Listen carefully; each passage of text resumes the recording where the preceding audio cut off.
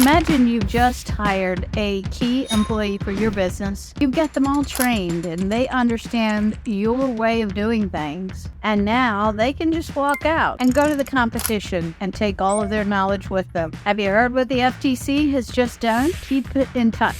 Stick around and let's talk about the new rules from the Federal Trade Commission. I'm Donna Bordeaux, and the Federal Trade Commission doesn't normally get into too much of the lawmaking practice here, but in this case, they are following up on some ideas passed down by President Biden, who wants to get rid of non-compete agreements. Yes, you've heard it. The Federal Trade Commission has banned non-compete agreements now. You can no longer require an employee to stay at your company or not compete with your company if they leave for any period of time. The only thing you can do is if you've had senior management in place and had non-competes with them that are already in existence, you may be able to keep those in some circumstances, but they're basically saying that all non-competes right now, no matter when they were put in place, are void. They're not allowed to happen. They're banned. So you can no longer stop someone from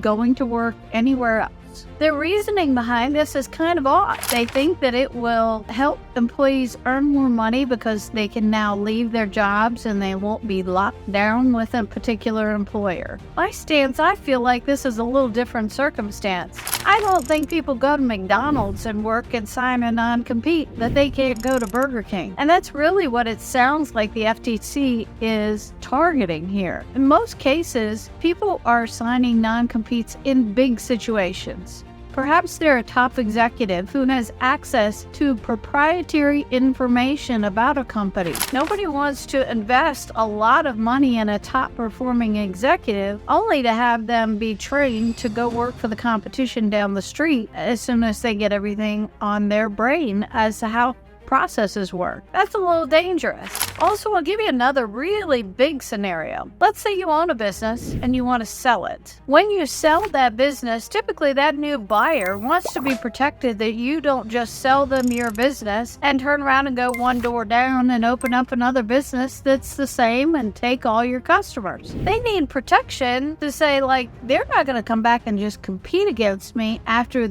I've just paid them all this money for their business processes and their customers. If the non-compete is not valid anymore, you may have a tougher time trying to sell a business. It devalues the business if there are no repercussions for opening up a competing business 2 doors down the street. So what do you do if you really need a non-compete? Well, these are very new laws, so we haven't heard any possible ramifications and ways around them yet. But for a long time, I have always heard the premise that non-competes are very difficult to enforce, and they cost a lot of money if you have to go through lawyers to do it. So it's really more of a scare tactic in a lot of cases. But what you really want to do is start focusing your energies on creating ways that if somebody leaves your business and they take your customer, that they have to buy out that customer.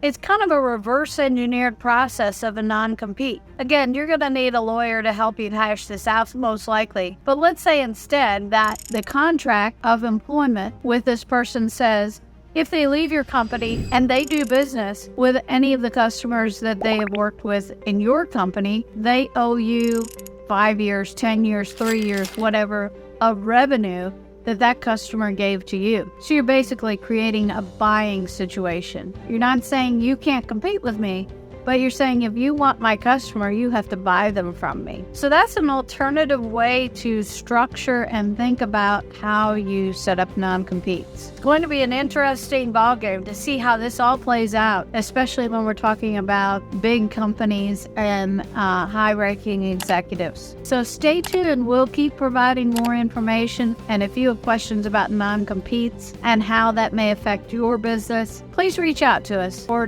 put a note down in the comments and we'll be happy to respond.